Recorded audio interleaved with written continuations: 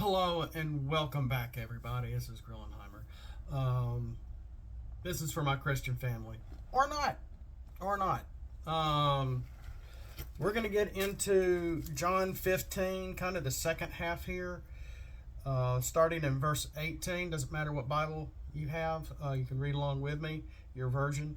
Well, let's just get into this. If the world hates you, you know that it has hated me before it hated you. Because this is kind of going back to Genesis in a very real parallel. Because, at once God created us, we were tempted, and we took the temptation instead of following what we were supposed to do, and it separated us from God. We've been separated from God ever since. And God has tried loving us and taking care of us, and we keep going back and forth like an angry teenager for thousands and thousands and thousands of years. If you were of the world would love its own. But because you were not of the world, but I chose you out of the world, therefore the world hates you. Remember the word that I said to you, a slave is not greater than his master. If they persecuted me, they will also persecute you. If they kept my word, they will keep yours also.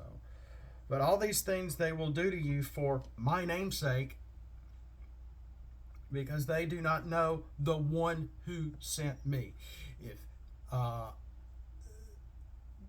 And he's really kind of talking about the Pharisees and the high priestly Jews they've been kind of going around and also following Jesus, and Jesus has known it, knows what's in their hearts, knows what they're saying,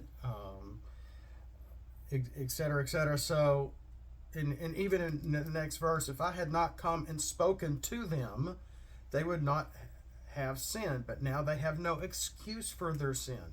He who hates me hates my Father also. If I had not done among them the works which no one else did, they would not have sinned. But now they have both seen and hated me and my Father as well. So, yeah, he's talking about these guys that are following him in shadow, but not following him as the Messiah, as who he is. And they've seen his miracles, and they're very jealous. They hate Jesus with a passion. Because they hate Jesus, they now hate God. Despite they've been looking for a Messiah, just like the rest of the Jewish population has been looking for a Messiah. And even other people other than the Jews are following Jesus. In mass. In mass. 3,000 people, 5,000 people. All sorts of walks of life. The rich, the guards, the servants, the sick, the lowly, the people that can't see, the people that are all woe is me. That they're like the dregs of society. Because in that world everything was either clean or unclean, and the Jews always practiced their clean practices in their mitzvahs, and eating certain foods, and hanging out with certain people, and trying to kind of be elites when they're not really that elites. But the people that the Pharisees that were kind of lording or trying to move their spiritual life in a certain direction, supposedly towards God, waiting on a Messiah to come. The one they didn't, they kind of were watching this and saying, well, gosh, this guy really is filling all the gaps according to our law, but they're scared of that. They didn't like it. They didn't like the miracles. They didn't like that he would even do these miracles on the Sabbath, etc., etc. And he was fitting certain keys of the prophecy, and Jesus was spouting back the prophecy back to them. Just as he quotes Psalm 69 right here in verse 23, he who hates me hates my Father also. No. That's verse 25 that we hadn't gotten to yet. I'm sorry. But he is quoting he is quoting something there as well. But there's another part to this. There's another part to this. Because basically, if we're followers of Jesus and we are all Christian, he's warning us. He's warning us. You're going to be persecuted. The people of the world are going to hate you, and they hate the Father. They don't know the one who sent me. I mean, yeah, he's talking about the Pharisees right here, but he's talking about anybody. Anybody. This is so prophetic for even our time right now. If you were of the world would love its own. But we're not of this world. We're aliens to this world. He created us. Just as the woke mob right now is eating up anybody that gets an ounce of logic, an ounce of reasoning. Boom, you're canceled. We don't want you anymore. They eat its own. Oh my gosh, what you believe this Christian church religious stuff? Oh my gosh, you're out of here. We don't want you anymore. You're canceled. You don't have a career. You're canceled. You don't have a career. You're what? You're not. You don't have our opinion. You don't think like us. Boom, you don't have a job. It's here, people. It is here. I mean, I've heard of a dog-eat-dog world, but this has gotten insane. We're redefining terms.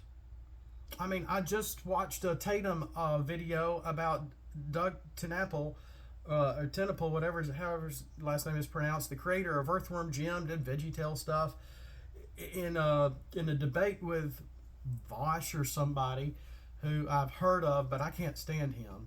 And it was like watching a conversation I've had with my daughter before. And I'm not going to tell you the content because I don't want to mention that content here. It's just gross and it's wrong and it's not possible. Of course, my daughter and Vosh would probably say, you're wrong, you're lost, blah, blah. No, you're lost. There is no argument for this. And then you got people trying to redefine what a woman is. And then, we got to have a new definition. Oh, what's inflation? Oh, no. That's not inflation. But we got to redefine inflation. I took a Psych 101 course in college. And this lady, this professor, as Rush Limbaugh used to say, before we can communicate, we must define our terms. This was back in the mid-90s, early to mid-90s. And nobody could stand her. She was not a happy person. She had a divorce. And that was the joke of the psychology department. Was all the professors teaching us all had bad family lives. They were all miserable. And here they are trying to teach us behavior and behavioristic kind of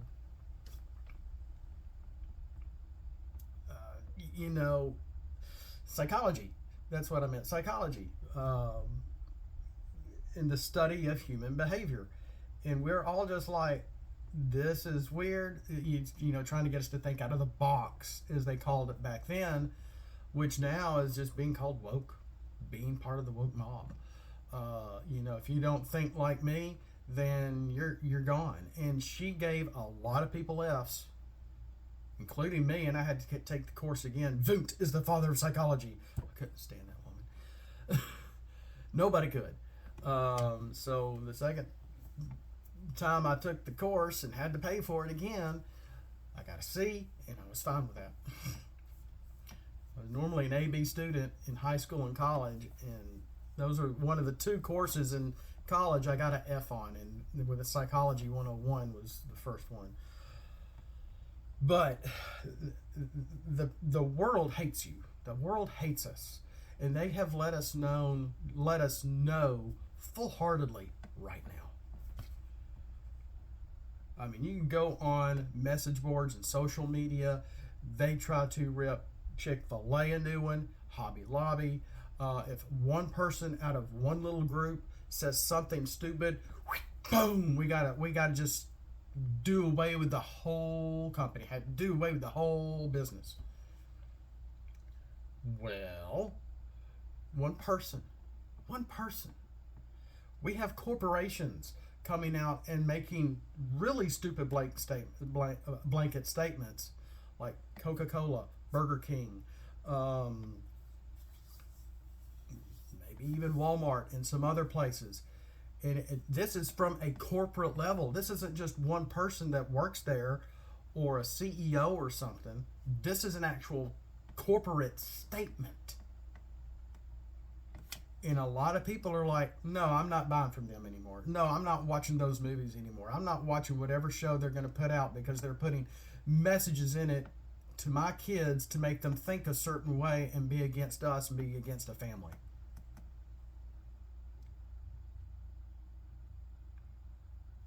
You know? When you wish upon a map, the world eats itself up and it spits its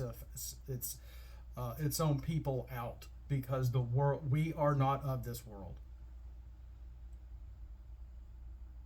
I think what Jesus here, we can take the inverse of this, which is what I'm doing here.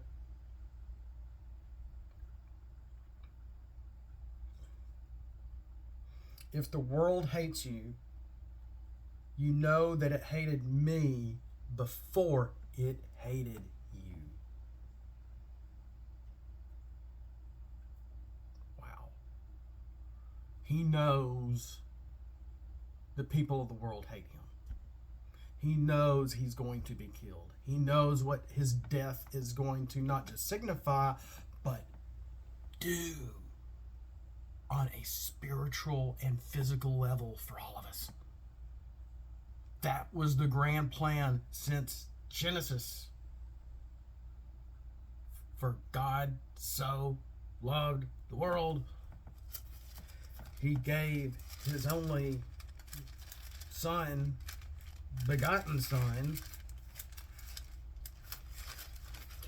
Now let me just turn to it so I don't get this wrong. That he gave his only begotten son, that whoever believes in him should not perish and have eternal life.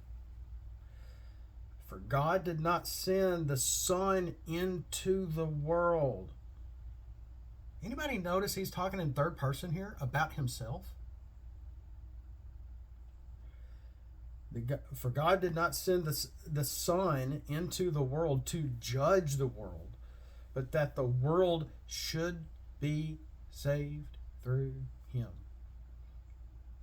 He who believes in him, in Jesus, is not judged. He who does not believe has been judged already, because he has not believed in the name of the only begotten Son of God. And everybody, most Christians have this memorized, but I really wanted to go beyond just John 3:16. Now, at least to 18 here for the sake of this short video.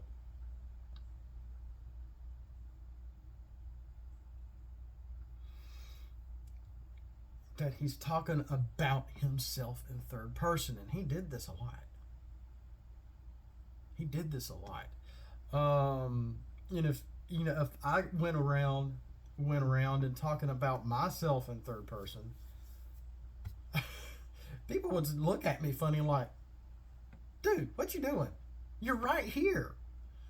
And the people he was talking to right here with Nicodemus mainly was probably going, look, he was already confused about the being birthed a second time deal already. And he's probably like, Okay, I'm a very wise rabbi, but you are talking about yourself in third person, and I do not understand. I mean, think about that. Think about that. And of course, he ends in verse 21, but he who practices the truth comes to the light, that his deeds may be manifested as having been wrought in God. But we are saved by his grace and not by our deeds, so no one can boast about it. We are all on equal footing in the sight of the Lord. And so many people of the world that want to eat and spit us out as Christians and step on us and put their heel on the throats of our necks, symbolically. Of course, I'm also semi-quoting a previous president, in case anyone remembers. Things to think about. Things to think about. I really think this is very telling in the world we are living in, when a certain party has just come right out and they're just completely trying to undo solid known facts to try to turn our lives around and completely redefining everything we know that is true, that is hard facts. You know, before I go, at least my coffee cup was empty. So on Facebook, a friend mentioned about the woman stuff, and I went out there, and someone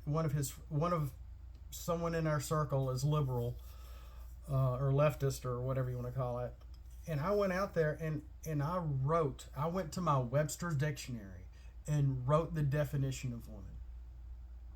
You know, part 1, part 2, and then B, and etc. And I even put a note in there that, you know, whatever is normally the first definition is the one that is the most popular and the most used. Because that's how dictionaries work. If these people are so seeking out to undermine our language so they don't sound like a fool when they talk and try to tell us with arrogance and all these untruths, well, let me tell you, they're winning the war. They're winning the battles. The war is won. Jesus has done that for us already when he died on the cross and washed our sin away with his blood. All we have to do is believe. It's that simple. That's the gospel. And you will be born again. It's that simple. Because God so loves us. He made the ultimate sacrifice with his own son, so the whole world, black, brown, purple, yellow, red, green, magenta, we can all be saved. Because Dr. Yeager, he's been doing some DNA stuff. I would, check out Traced and some other of his audiobooks and books that you could probably even check out for free on your online libraries through Libby or Hoopla. That they're winning these battles because they're controlling our language. They've been controlling our language since the 90s and beyond.